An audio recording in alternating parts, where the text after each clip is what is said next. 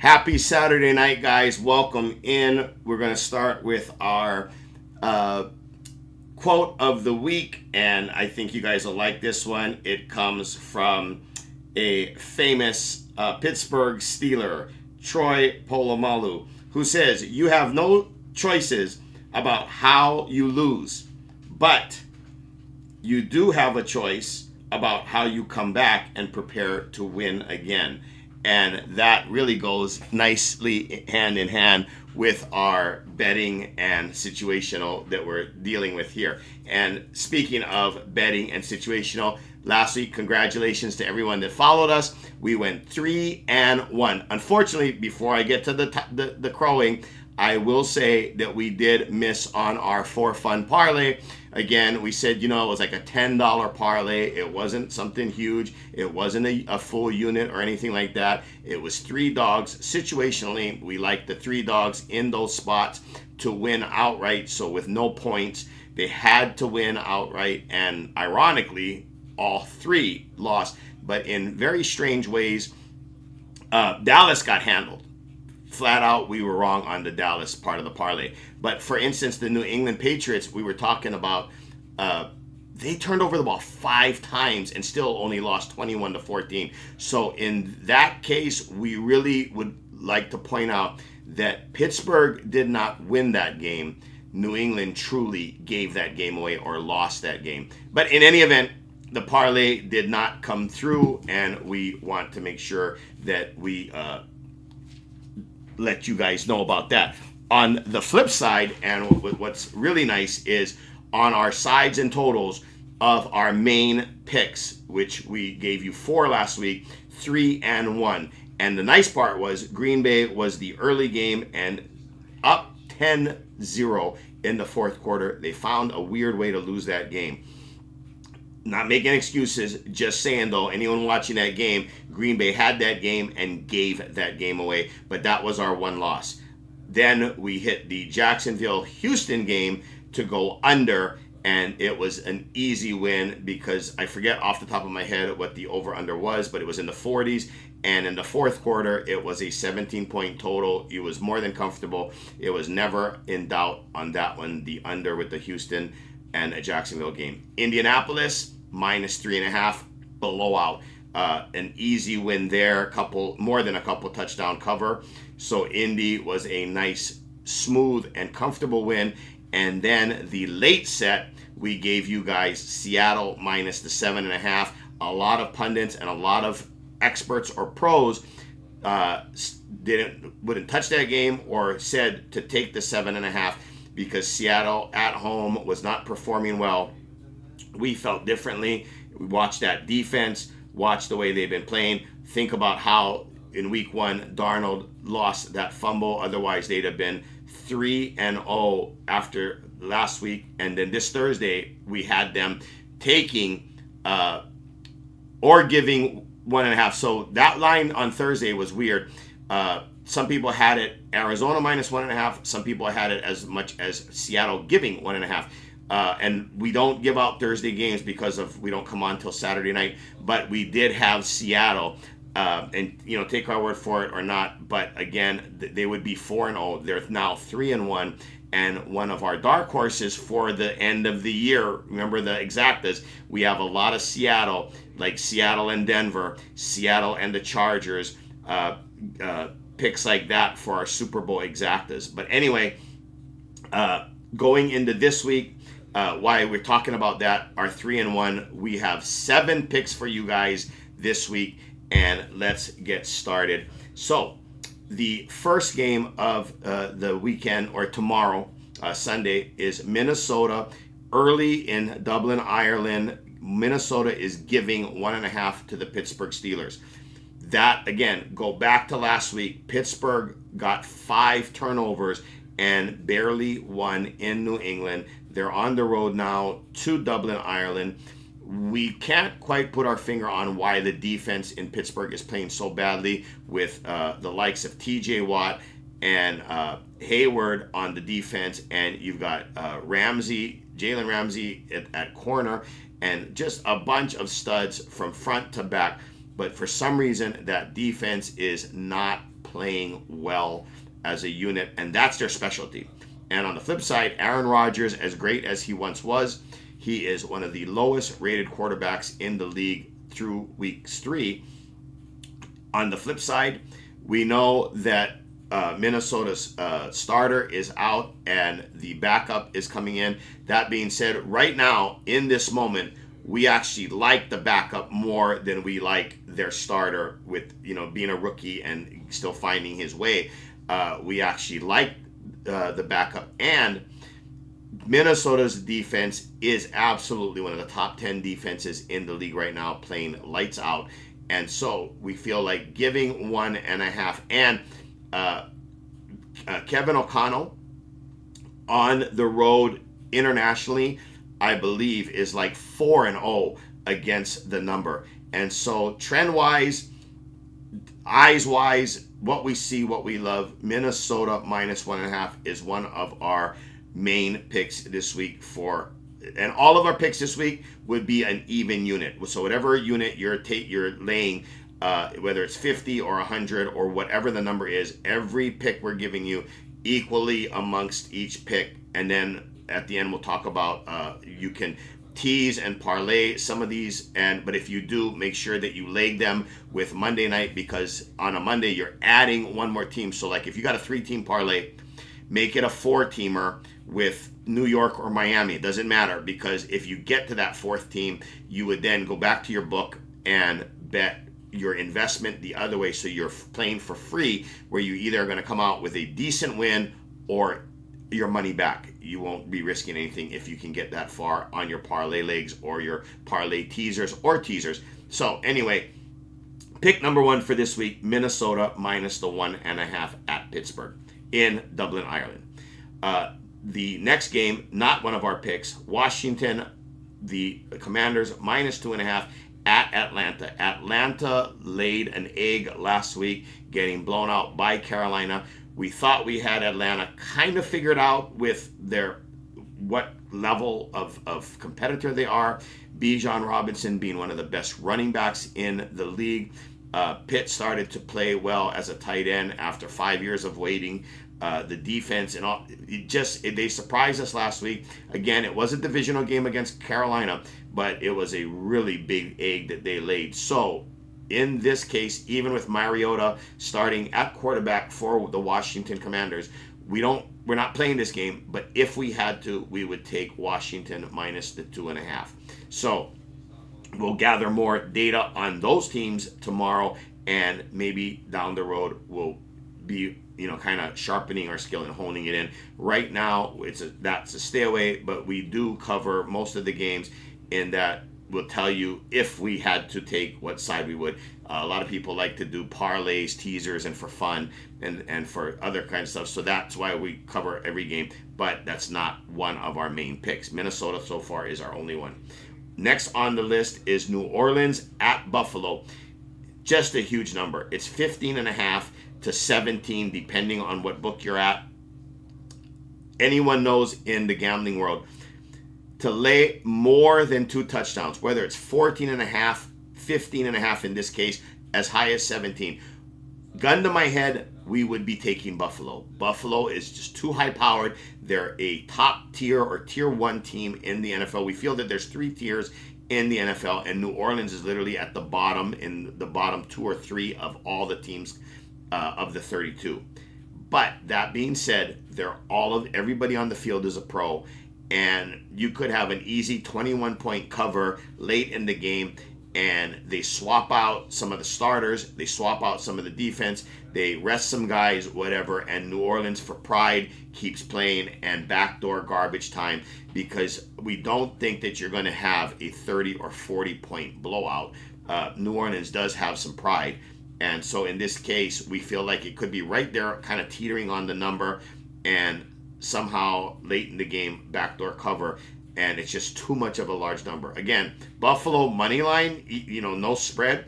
Give me Buffalo all day as like an eliminator. In your eliminators, Buffalo to me is the best pick on the board. Unfortunately, you don't like to use a team like Buffalo this early in the season as your eliminator, because you save a good team like Buffalo for if you can get down, past week 12, 13, 14, and it starts to get really choosy because you can only use one team once every week. Using Buffalo this early, kind of one of those things where if you can't think of anything better, which there are a few teams this week that stand out for eliminators. So again, we would though take Buffalo if we had to. Next game, Cleveland at Detroit, another good eliminator. We like Detroit at home for sure to win the game outright. But giving 8.5, ESPN has them at 8.5. I just came from a book that has them -10. This is not one of our picks, but we would, if we had to, take Detroit in this spot historically. Detroit coming off a big win on Monday night, and Cleveland coming off of a upset win at home and then going on the road. Detroit in this spot is a high percentage to cover, but again, 10 points, 8.5 is what we have on ESPN. But we just came from a book that was 10.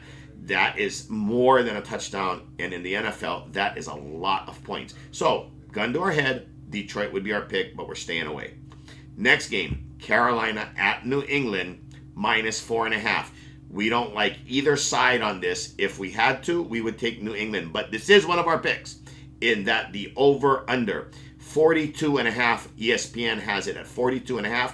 We like Carolina and New England to go over the total. We think New England is going to get their first round running back draft from Ohio State getting going, get him involved. He is explosive.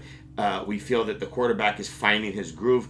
We know that coming off of a 5-turnover game last week is not going to repeat itself like they did against Pittsburgh. And so all in, we think the defense is going to come out inspired. We think that the offense, Vrabel is going to have them tightened up, and we see this score at right around somewhere around 28-21, New England to win. And if it's 28-21, it's well over the 42.5. So for pick number 2, we like the over in the Carolina-New England game. Our third game of our picks, and the next game on the list, is the LA Chargers -5.5 or 6.5 at the Giants. We have ESPN at 6.5, so we will go with the higher number. We do like the Chargers minus the 6.5 against the Giants. They are swapping out to Jackson Dart at quarterback. The Giants are. So even with their stud wide receiver 1, we just feel that the Chargers they're on a mission. Their defense is one of the top 5 defenses in the NFL. We know that Herbert in this spot, coming off of a win on Monday night against the Giants, who had a double-digit loss last week against the Kansas City Chiefs and are at home, so Chargers on the road. Herbert is like over a 90% pick in this spot. And with the coaching and everything else going on, all the drama going on at the Giants, Russ getting benched, I think that there's a lot of issues in the locker room. We feel like in watching a lot of the week-long press conferences and everything as well. And LA Chargers, on the flip side, they're galvanized and gelling very much. We think that this is going to be one of the easiest wins of the weekend. We like the Chargers minus the 6.5 against the Giants. So 3 picks so far: Minnesota, the over on New England, Carolina, and the LA Chargers. That's 3.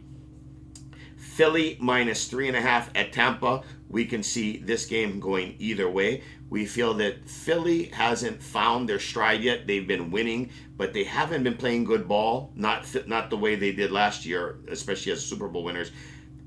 On the flip side, Tampa historically actually gives Philly fits. And so Tampa kind of has a Philly's number, if you will. And playing at home, even without the wide receiver with his hamstring, we feel that Egbuka and Godwin is coming back as well, and Baker Mayfield is playing out of his mind. And as a favorite, he might give you a little bit of fits, but Baker Mayfield as a more than 3-point dog tends to be money and cover. So this one, again, not one of our picks, too close to call. We can see it going either way, honestly. But we can really see this one where Philly and Tampa is down to a dogfight in the end. Field goal to win it kind of a thing, and the 3.5 will help you cover. If we had to pick this game, we would take Tampa, but there's too many other good ones on the board, so we'll leave this one alone and just gather more information towards later on in the year on both teams. But gun to our head, we would take Tampa.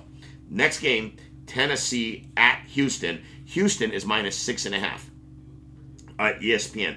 This one, they're both 0-3. This is a divisional matchup, and we feel Houston's defense is just too good. They're legit good. CJ Stroud is really trying to find his footing. The offensive line has a lot of issues. They haven't gotten a running game going. So all in all, it's really up for grabs. But Tennessee starting a rookie quarterback in Cam Ward. Their defense has been suspect the first 3 weeks. And they even have not gotten their running game going either. So in this one, gun to our head, we're not picking it. But if we had to, even though it's a divisional rival game, so 6.5 is a big number between divisional rivals, we would lean Houston. This week, I'll tell you right now, we like a lot of the favorites, weird as it is. We don't look at the number, we look at the matchups first and look at the numbers later. But in this one, we would lean towards Houston, but not one of our picks. Again, too many other good ones on the board. Indy at the Rams. This is one of our picks. The Rams minus 3.5. We know that Devontae Adams is coming back. We know that Stafford has found his groove with both Nakua and Adams. Kyron Williams has got his running game going, but more than anything, the Rams defense is legit. Now, Indy is also legit, but here's where the difference separates. If you look at the NFL right now, there are clearly three kind of, for lack of a better term, there's like 3 tiers. You've got the upper tier, the middle tier, and the bottom tier. Indy is kind of hovering as one of the best bottom tier teams or a low middle tier team with the competition of who they've played and who they've beat up on. So not to take away anything from Indy, but we feel that Daniel Jones is about to find out tomorrow what it's really like to play against a good defense in the Rams. On the flip side, there's none better mentally since Brady's retirement. Stafford might be the best mental quarterback in the league of the 32. And, he, again, is in sync with his receivers. The running game is going. And McVay might be one of the top 5 coaches in the NFL.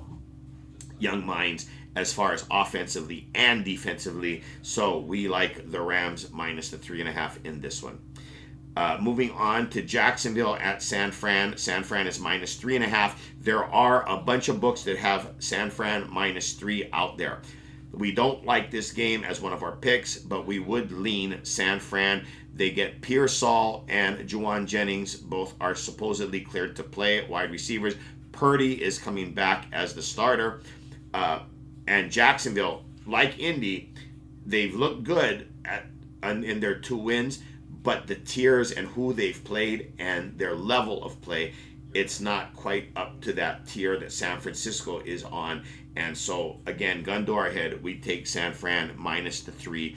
Obviously, we would lay the 3, not 3.5. If we were going to pick this game, why would you want to lay an extra half a point? So we're staying away from it. But if we were taking it, we'd take San Fran minus the 3. On the next game we have here is the Baltimore Ravens at Kansas City. One of these teams are going to be 1-3. If we would have told you that at the beginning of the year, that either the Ravens or KC would be 1 win, 3 losses through week 4, everybody would have thought we were crazy. No one's believing it. That being said, we feel that in this one, it's, again, enjoy the game. It's not one of the best bets on the board. What it is, though, gun to our head, Kansas City at home with Mahomes as a dog, a very rare spot. We absolutely would take Mahomes. Here's how we see it playing out. Baltimore, their defense has holes everywhere, as shown in their 3 losses, or their 2 losses, sorry, and even their 1 win. The thing about Baltimore is that their offense is actually scoring too quickly and not controlling the ball, therefore putting the defense right back out on the field. If they don't score, that's even worse. And so Kansas City at home, we expect them to keep it close if they don't run away with it themselves. But excuse me, keep it close. Their defense is still their defense with Jones and just Spags calling the defense. Kansas City should be able to keep it close. And in the end, the Baltimore defense will be tired in the fourth quarter, and Mahomes will turn on the magic, and that 2.5 will be the detriment of the Baltimore Ravens. We don't like this game, but if we were going to pick it, we'd take Kansas City in this spot plus the points. Again, we have too many good games to count on this week, so it's kind of a stay away for us. Collect more data and information off those two teams and watch the film. The next game we like is Chicago at the Las Vegas Raiders. Take my word for it, as a former coach of the Seahawks, Pete, in this spot with Geno, coming off a horrible performance with all the interceptions last week, a lot of them that weren't really Geno's fault, so to speak, but Las Vegas Raiders at home. Max Crosby and the defense is going to be chomping at the bit and pissed. Pete and Geno will be on the same page and have the offense a lot better dialed in. Chicago, on the other hand, as good as they may be, there's still a lot of growing pains there. The coach is still finding his way with Williams. Williams is still ad-libbing way too much. So the game is dangerous. It could be if Williams plays literally A+, but we don't expect that, especially on the road and especially in Las Vegas. So it's one of our picks. We like the Raiders with Pete and Geno getting right, -1.5, and we expect it to be, kind of close, but comfortable enough that Vegas gives you a nice win. Our next game is Green Bay -6.5 at Dallas. Do I need to explain this one? CeeDee Lamb is out. Dak cannot find any other receiver to separate. Turpin doesn't. The tight end, as good as he is, doesn't. They haven't got a running game going. Their defense is just like Swiss cheese, and CeeDee Lamb being out. And then Micah Parsons going home with all the drama. We feel that he does hold the grudge. Human nature. He is going to go in there. The whole defense is going to be inspired to play for Micah and behind him. And we expect Green Bay, and especially historically, Green Bay always plays Dallas in a big way. They seem to have Dallas's number, as they say. And we expect this to be a double-digit roll, and Green Bay to get right after last week's debacle in Cleveland, where they had the 10-point lead and gave up and lost 13-10. That was our one loss last week. We expect Green Bay to be just pissed and come out strong and just roll. So Green Bay -6.5, we feel, is one of the easier calls this week. Then that's the Sunday night, by the way. Then on Monday, you've got a doubleheader. You've got the Jets at Miami -2.5 and Cincinnati at Denver -7.5. Quickly on the Jets and Miami, divisional game in Miami. Miami weather always plays a part with the humidity and the heat. It's getting cooler now. It's getting more fall-like weather. We feel that the Jets will kind of keep it close through the half, but the weather will start to play a factor. The heat, it is a night game. It's a Monday night game, but it starts late afternoon. The heat still will be on the field, and we just think that if the coach is going to get fired any minute now in Miami, it's going to be with the next bad loss. And we feel that the players like him enough to at least go out and try hard enough for him. We're not picking this game, but if we had to take a side, what I'm getting at is we would lean Miami -2.5. Anything under 3 divisionally at home. Miami is usually good at covering. They've got a lot of speed with Tyreek Hill and Achane at running back, and both defenses are flying around. The Jets defense is actually really, really decent, but if you guys watch the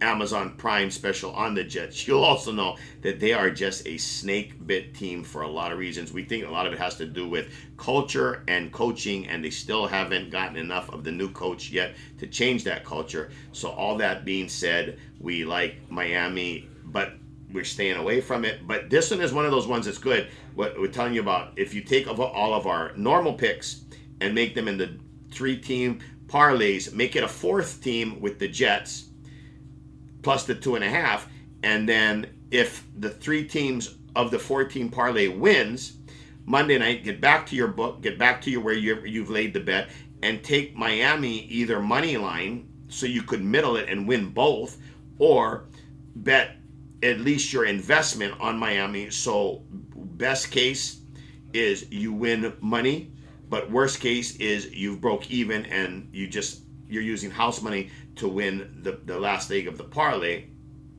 And because again, you've got Jets as the 4th team, so you're taking Miami late Monday when the other 3 have already covered. So that's the trick to doing parlays. Whatever team parlays you have, if you have a 3-teamer, make it a 4. If you have a 4-teamer, make it a 5. If you have a 5-teamer, make it a 6. Use Monday night to offset and try to middle. So always take the dog no matter what, and then play it off. Now in this case, we actually have unusually both the Sunday night game with Green Bay and a Monday night game in the doubleheader. We have Denver as one of our picks.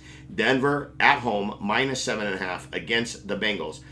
And so in this case, what I would say is, rather than betting a full unit on Denver, like if a unit is $50, put together 4 3-team parlays, all ending with the leg of Denver, and then you can just let it run. And then if Denver wins, you make out exponentially bigger. Or again, take Cincinnati plus the 7.5, and then if you stand to make 200, 300, 400, whatever all your parlays add up to for all the different parlays that you got still alive going into Monday night, bet Denver money line to wash that, and at worst case, you either break even or you might middle it and hit both. We don't expect Denver to keep it that close where it's a 7-point game, but you never know with the NFL.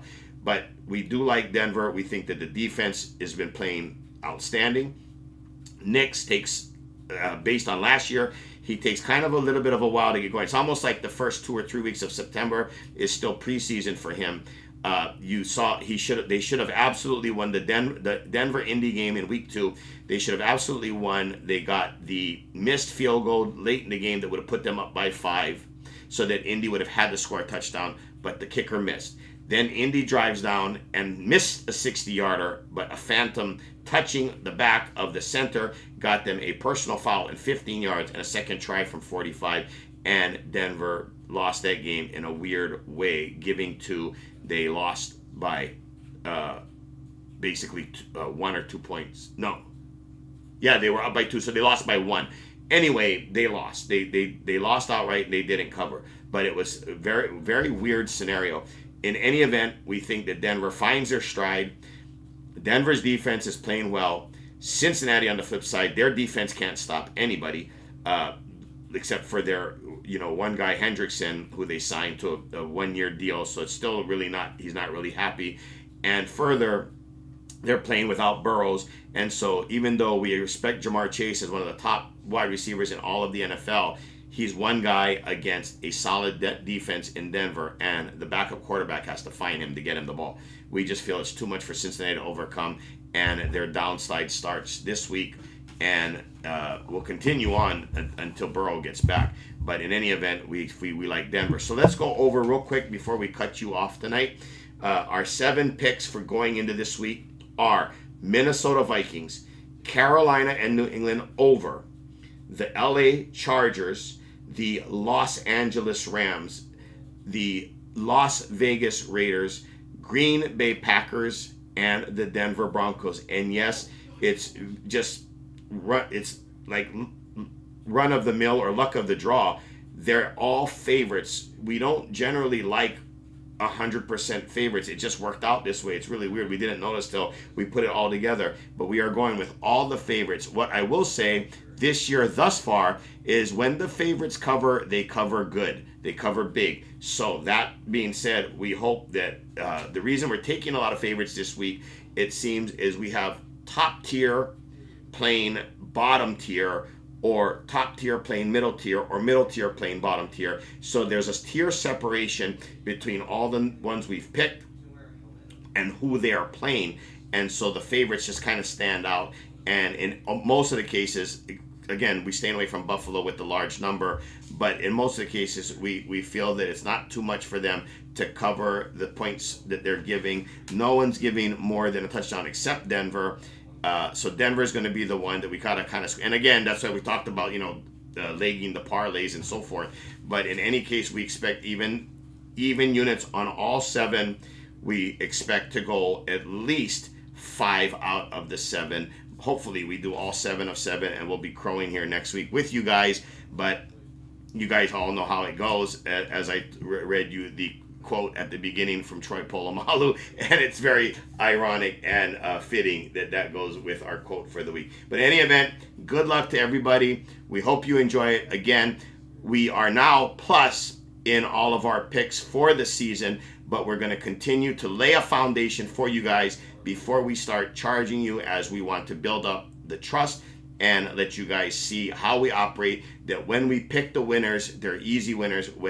If and when they do lose, which they're bound to do sometimes, they're in it till the end. They're misses for weird ways and off covers and slim misses, where if you would have teased them, or bottom line is we like our winners to be the comfortable, and when we do lose, they're last minute backdoor weird situations thus far through the season. We're not getting blown out as taking a side and losing by 20 or 30 points is my point. But in any event, we've had a really good start to this season. We thank you guys all for sticking with us, and hopefully we'll be checking in next week at 7-0. But in any event, we just want to say, be good to yourselves, be kind to each other. Good luck this week, and peace out.